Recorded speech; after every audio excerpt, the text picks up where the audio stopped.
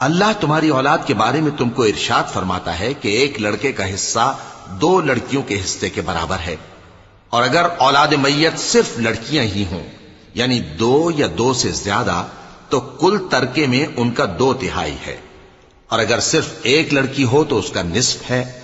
اور میت کے ماں باپ کا یعنی دونوں میں سے ہر ایک کا ترکے میں 6واں حصہ ہے، بشرطے کہ میت کی اولاد ہو، اور اگر اولاد نہ ہو اور صرف ماں باپ ہی اس کے وارث ہوں تو 1/3 ماں کا حصہ ہے، اور اگر میت کے بھائی بھی ہوں تو ماں کا 6واں حصہ ہوگا۔ اور یہ تقسیم ترکہ میت کی وصیت کی تعمیل کے بعد جو اس نے کی ہو یا قرض کے ادا ہونے کے بعد جو اس کے ذمے ہو عمل میں آئے گی۔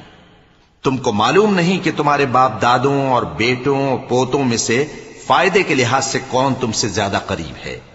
یہ حصے اللہ کے مقرر کیے ہوئے ہیں، اور اللہ سب کچھ